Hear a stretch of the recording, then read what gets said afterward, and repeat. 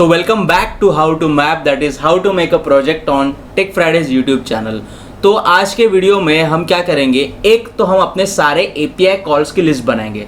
मतलब हमारे ऐप से हमारे सर्वर के पास, मतलब PHP के पास जितने भी गेट या फिर पोस्ट टाइप की रिक्वेस्ट जाएंगी, वो सारी रिक्वेस्ट जिन फंक्शंस को जाएंगी, जैसे कि हमने यहाँ पे यूज़र ऑथेंटिकेशन फंक्शन बनाया, मॉडल के अंदर लिस्ट ऑल यूज़र्स या फिर ऐड यूज़र वगैरह जितने फंक्शंस हमने अभी तक बनाए, वैसे ही टोटल कितने फंक्शंस टोटली हमें इस पूरे ऐप में लगने वाले हैं, उन सारे फंक्शंस की हम लिस्ट बनाएंगे।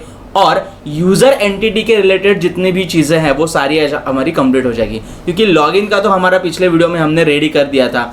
साइन अप का भी हमारा रेडी है, लेकिन साइन अप के पहले एक छोटी सी स्टेप है जो है user name, unique user name. जैसे इंस्टाग्राम के ऊपर अकाउंट खोलते वक्त टाइप करना शुरू करने के तुरंत बाद वो हमें दिखाता है कि ये यूज़र नेम अवेलेबल है या नहीं है। सो वही सेम चीज़ का API आज की वीडियो में हम बनाएंगे। So let's take a look of calls list. इतने सारे कॉल्स हम बनाने वाले हैं, उनमें से साइन अप का हमारा कॉल रेडी है, लॉगिन का भी कॉल हमारा रेडी है, इज यूज़र नेम अवेलेबल का कॉल बाकी है, वो आज हम आज की वीडियो में हम देखेंगे।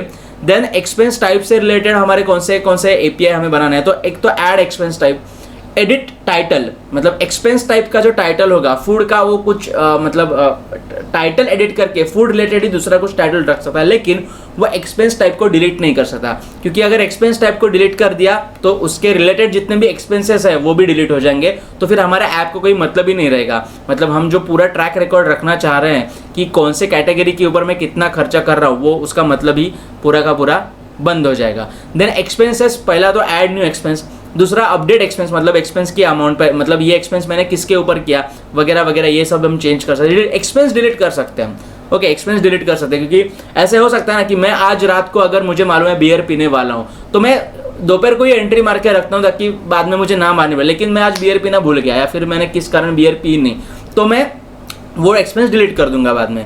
सो select expenses with date range, जैसा हमने अपने जो ऐप के प्रीव्यू में देखा था उसके जैसा, मतलब date from date to date select करने से सिर्फ उसी डेट रेंज के अंदर के सारे एक्सपेंसेस मुझे दिखाई देंगे। और select expense life time, expenses life time, मतलब विदाउट सिलेक्टिंग डेट रेंज पूरे आज तक के जितने भी एक्सपेंस हैं वो सारे हम सिलेक्ट करेंगे। इतने API टोटल हमें बनाने हैं। So let's get started with this is user name available वाला API। अब ये बहुत ही सिंपल है, क्या है, एक स्ट्रिंग भेजो, वो स्ट्रिंग अपने पूरे यूजर्स के टेबल में कहीं पे मतलब यूजर नेम के कॉलम में अवेलेबल है या नहीं वो देखो। अगर अवेलेबल होगी तो रिस्पॉन्स में क्या भेजो, user name is not available, मतलब वो स्ट्रिंग पहले से ही मौजूद होगी तो हम रिस्पॉन्स में भेजेंगे user name is not available, और अगर वो स्ट्रिंग मौजूद नहीं होगी तो हम बोलेंगे यूजर नेम इज अवेलेबल। और फिर जब हम अपना यूजर इंटरफेस बनाएंगे तो फिर वो हम एनिमेशन करेंगे कि टेक्स्ट बॉक्स ग्रीन होता है या फिर टेक्स्ट बॉक्स रेड होता है। फिलहाल हम सिर्फ डेटा आयो करने वाला API डिजाइन कर रहे हैं। सो मैं पहले ये कॉल्स लिस्ट वाली फाइल क्लोज करता हूँ। यहाँ पे कंट्रोलर में हम पहले केस बनाते हैं, अपनी जो रिक्वेस्ट हैंडलर जो हमारा है कंट्रोलर, उसमें बनाता हूँ मैं केस इज यूजर अवेलेबल। पहले मैं ब्रेक स्टेटमेंट लिख के लेता हूँ और यहाँ पे मैं एक फंक्शन कॉल करता हूँ $obj इज यूजर, वही नाम देते तो हमें आसानी होगी फिर, इज यूजर अवेलेबल, ओके, या फिर इज यूजर नेम और वॉट एवर। एक काम करते हैं, थोड़ा इसको ढंग का नाम देते हैं, यूजर नेम या फिर चेक यूजर नेम, ऐसा नाम देते तो हमें ज़्यादा पता चलेगा अच्छे से।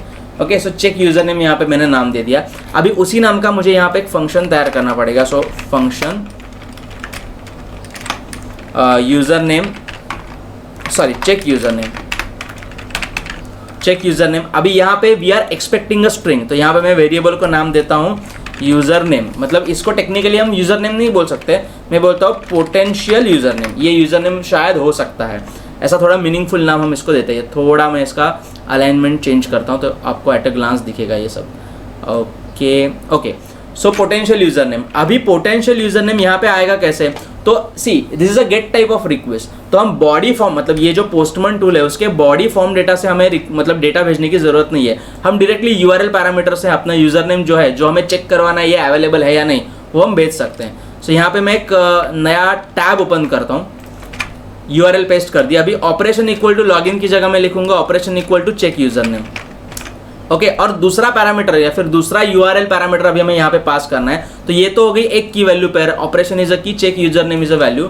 उसके बाद में लगाऊंगा एक एंड और दूसरा पैरामीटर डालूंगा पोटेंशियल अंडरस्कोर यूजर नेम, या फिर यहाँ पे चलो छोटा सा नाम दे देते हैं एकदम, तो फिर मतलब अपना वक्त आगे जाके भैया पी यू नेम ऐसा नाम देता हूँ मैं, और आगे कुछ भी एग्जिस्टिंग यूजर नेम हम फिलहाल यहाँ से पास ऑन करते हैं। अभी यहाँ पे ये गेट मेथड से मतलब अपने यूआरएल पैरामीटर से जो मैं की वैल्यू पर यहाँ पे पास कर रहा हूँ वो यहाँ पे मैं कैसे फेच करता हूँ, PHP में कैसे कैच करता हूँ, तो यहाँ पे हमने वो सिंटैक्स पहले से यूज करके रखा है। जैसे $_गेट ऑफ ऑपरेशन लिखने से मुझे यूआरएल के अंदर की ऑपरेशन की के साथ एसोसिएटेड वैल्यू मिल जाती है, वैसे ही $_गेट ऑफ PUName लिखने से मुझे PUName वेरिएबल से एसोसिएट की गई हुई वैल्यू मुझे यहाँ पे मिल जाएगी। और $_गेट मैंने कहाँ पे लिखा है, चेक यूजर नेम फंक्शन यहाँ पे जो हम कॉल कर रहे हैं उसको डायरेक्टली मैं पैरामीटर $_गेट PUName ही असाइन कर रहा हूँ। तो टेक्निकली जो यूआरएल के अंदर की PUName की के साथ एसोसिएटेड जो वैल्यू है वो मुझे यहाँ पे जितना मैंने पार्ट यहाँ पे अभी सिलेक्ट किया है स्क्रीन के ऊपर वहाँ पे मिल जाएगी। अल्टीमेटली वो value check user name function के पैरेंथेसिस के अंदर होने के कारण वो चेक यूजर नेम फंक्शन को पास होगी और वो हमें यहाँ पे फंक्शन डेफिनेशन में पोटेंशियल यूजर नेम नाम के वेरिएबल में मिल जाएगी। अभी मुझे क्या करना है, पहले तो क्वेरी बनानी है QRY इज इक्वल टू, मैं क्या करता हूं अभी, लेट्स सिलेक्ट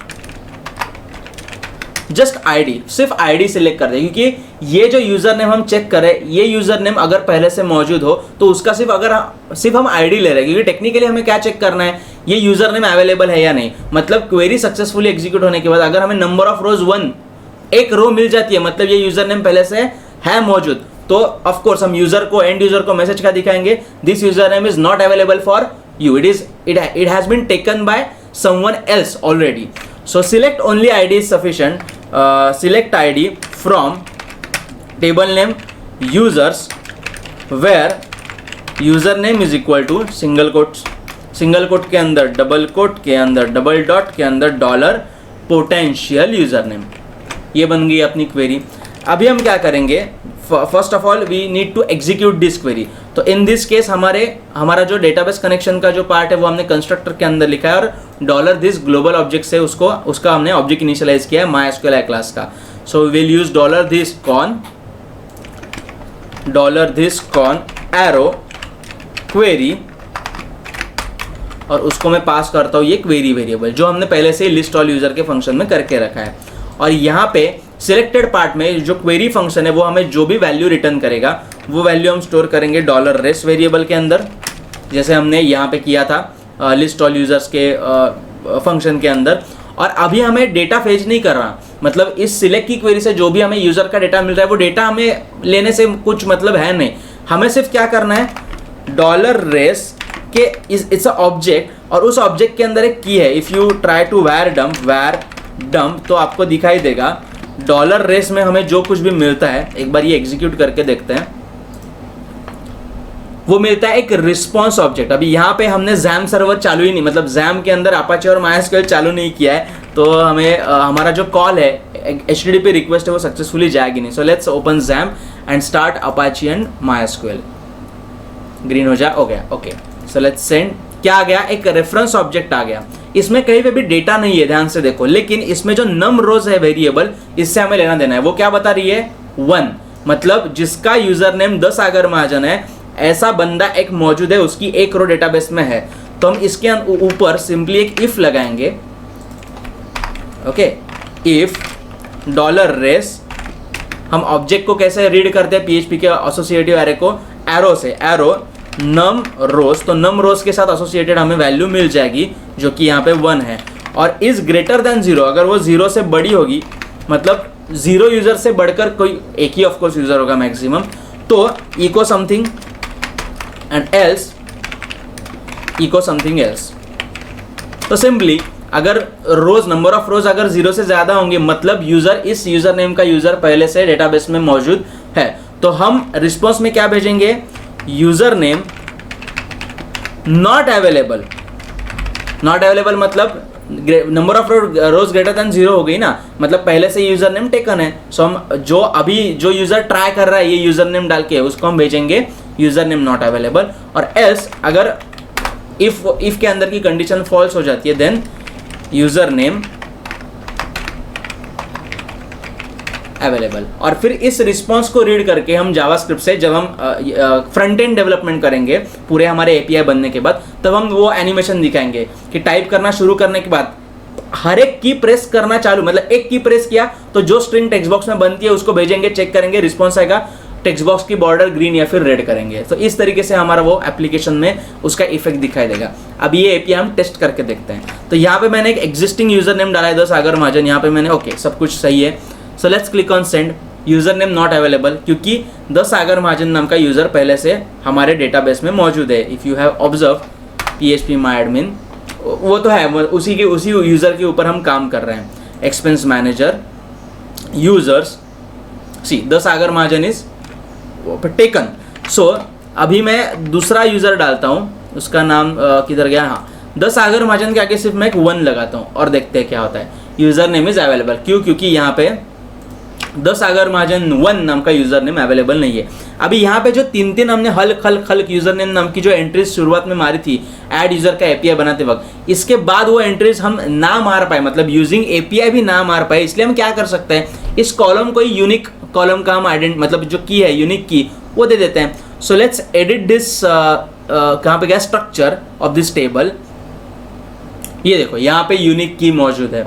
सो मतलब हमें चेंज के ऊपर जाने की भी ज़रूरत नहीं है। यूज़र नेम को हम बोलते हैं यूनिक।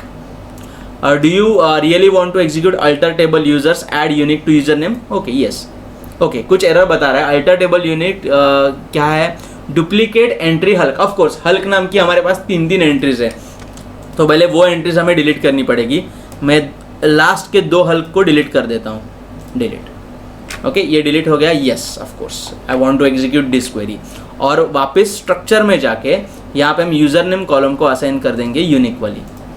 तो अगर हमारा मतलब जो एपीआई है वो पहले क्या करेगा, चेक करेगा। और अगर सी 2 तरीके के कॉल साइन अप के वक्त जाएंगे। एक कॉल जाएगा जब वो यूजर नेम अपना चूज करेगा, तब ऑटोमेटिकली एक कॉल जाता रहेगा कि ये करंटली जो ये टाइप कर रहा है वो स्ट्रिंग यूजर नेम अवेलेबल है या नहीं, और वो पूरा होने के बाद जो पूरा का पूरा फॉर्म है वो सबमिट हो जाएगा। लेकिन अगर हमसे गलती होगी, हम एपीआई टेस्ट करते वक्त हमने गलत डुप्लीकेट एंट्री डाल दी, तो जो फर्स्ट स्टेप है वो स्टेप और दूसरा स्टेप हमारे डेटाबेस में तो इंटरलिंक नहीं है, वो तो अपना एप्लीकेशन का लॉजिक है कि ये चेक करो, ये अगर पहले से मौजूद है तो यहाँ पे रेड दिखाओ, तो वो यूजर दूसरा यूजर नेम डालेगा।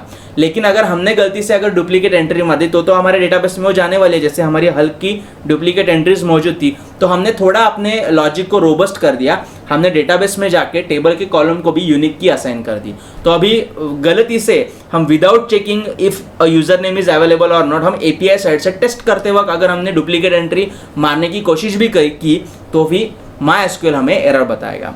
So that's it for today's video guys. If you like this video then please do share। और फिर आगे की वीडियो में हम बाकी का बहुत मसाला भी आगे आने वाला है actual. Don't forget to subscribe to this channel और दोस्तों तक शेयर करो ताकि आपके कुछ पैसे बच जाए, खुद का प्रोजेक्ट बनाना खुद सीखो और आपका इंटरव्यू वगैरह थोड़ा अच्छा जाएगा, फिर मजा आएगा अपने को। मिलते हैं फिर नेक्स्ट वीडियो में।